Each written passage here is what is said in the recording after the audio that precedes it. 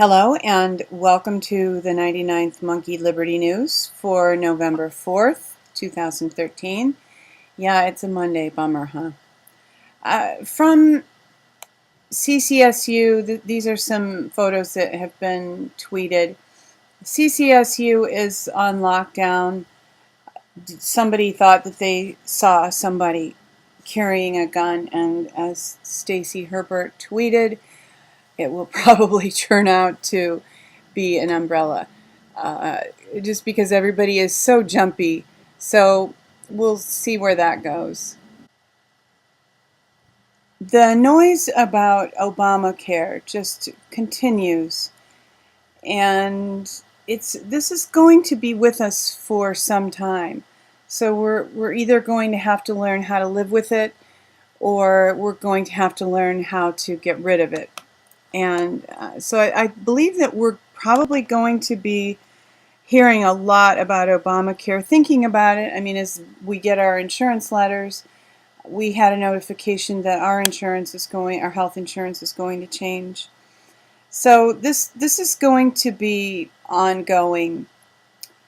There was a very heated debate on Fox yesterday, and the person who was speaking on behalf of Obamacare is Emanuel, who happens to be Rahm Emanuel's brother.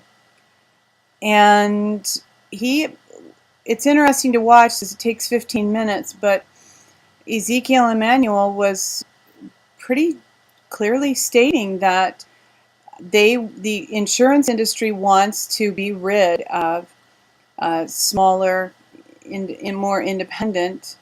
That's not a word that he used, but the implication seems to be that they are openly, intentionally getting rid of more options. They want to narrow things down and draw everything under one giant umbrella of control. I don't spend hours thinking about Obamacare. Honestly, I would like to forget about it. But over the weekend, I did decide to write a blog because I was just processing some ideas. And I believe that it's very likely that Obamacare will actually, I think the potential is there for Obamacare to kill off the current healthcare system that we have. I think the current healthcare system deserves to be gone. I mean, it's terrible. How often have we talked about SSRIs and the dangers of pharmaceuticals, and how there are so many natural cures that are not available because the pharmaceutical industry stifles them. And I think it would be really a very good thing for the healthcare industry to just be gone. And I believe that Obamacare has potential to do that. And I see it as a positive. So I kind of went through that in this blog. Here is a remarkable statistic that I saw on Obamacare. I haven't absolutely vetted this, but it seems reasonable. 317 million people in America, and you spend 360 million on just introducing Obamacare. Just give each citizen $1 million and save some damn money, fools. That's good advice. How much could we all invest in our lives and in our health if everybody had $1 million? I mean, just so things didn't completely fall apart, there could be some kind of an agreement that people would continue to work at their jobs unless and until they started a business, that they would, remain contributing members of society. And when I saw this, it reminded me of the banker bailout, and the huge amounts of money in the banker bailout could have easily been used to pay off the mortgages of the people who at least were having trouble paying their mortgages.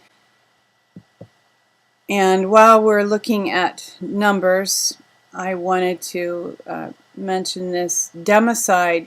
The government killed over 260 million in the 20th century, poised to kill billions more in the 21st. Now, this is not new news. This is March 17th, 2012, and obviously this has been going on throughout the 20th century. But I was just struck by this number, 260 million, and especially by the statement. Alex Jones happened to mention this yesterday in his broadcast. And I've heard this figure before, and I kind of assumed that this included wars. Well, this doesn't even include the people who were, the active military people who were killed. This is people who were rounded up and killed, shot, whatever. This was not military people. That number is not factored into this. So really, this is an astounding number. And I think it's fitting that we look at the financial news. The Silver Doctors have an article from Peter Schiff. The only thing that will stop the Fed is a currency crisis. And it certainly looks as if we might, well, have a currency crisis or some kind of a revaluation. And although this article is not specifically related to finances and currency, it is written by Karen Hudes, who of course was the World Bank Council. And U.S. allies do some stock taking and we will help Patriots.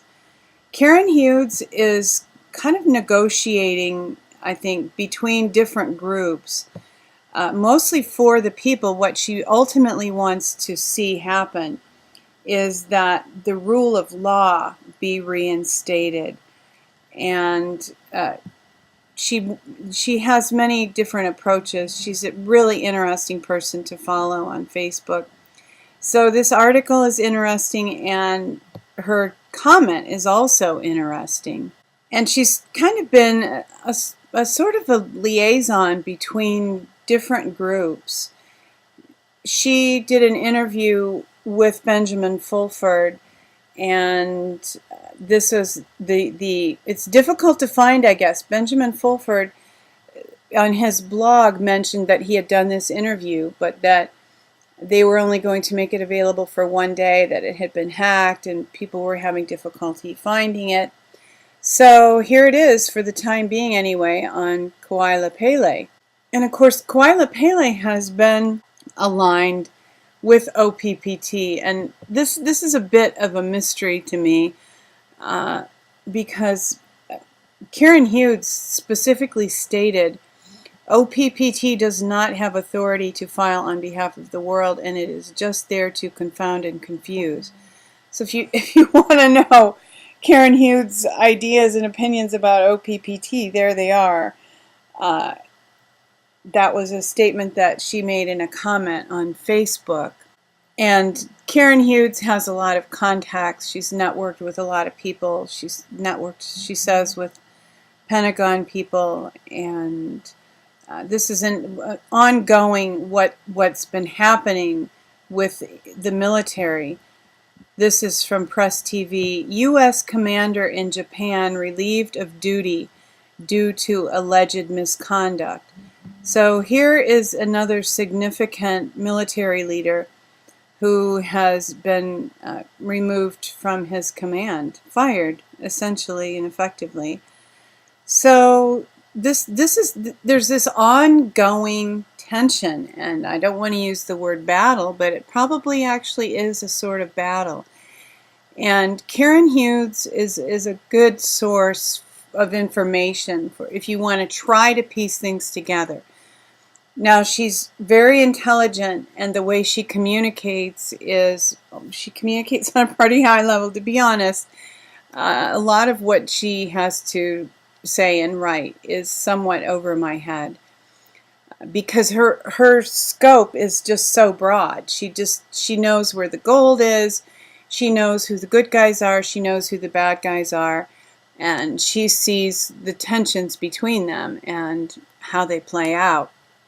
So it's a very complex set of ideas that she is communicating. And I listened to most of her interview with Benjamin Fulford, and I found it interesting that she said that she sees herself as kind of in a Lucille Ball, I Love Lucy episode once Lucy was working, trying to put the right wires together. And Karen Hudes said that she sees herself as someone who's trying to make the right, help people make the right connections so that liberty can come, rule of law can be restored, finances can become just, and we can all live happily ever after. I'm for it. We do have probably some times ahead when the TSA is going to be ramping up. Who knows how long any of this might take. The LAX shooting, and as I mentioned, people were seeing, they thought they saw somebody with a gun on the campus of CCSU. Now, that's not any kind of offense, and so far no one has been shot. But well, obviously, this seems like a time when there is a potential for there to be some false flags and some wild things happening. So I really think as the blog that I wrote, I do believe that Obamacare has potential to, and is very likely going to bring down the healthcare system, the sick care system, which is a good thing. We want to sustain life and sustain health, not treat symptoms. And I believe a lot of evil is being exposed in a lot of places, and I think there's tremendous potential for us to be moving toward, if not into, a new day that will be better for all of us. If we want to go there, if we want something new, if we want something better, we probably have to exercise our will to some extent to make the transition. But I believe that it's coming. And in light of that, in light of just believing that things can get better, I have a couple of articles in the good news of the day, and they are both pretty much about energy and just purifying the environment. Here is a playlist on YouTube, and it's called Neutralizing Radioactive Waste with Brown's Gas. I've mentioned Brown's Gas before, and I may have even put up these videos before. This is 1 through 5. People are very concerned about Fukushima. This is a topic that is ongoing.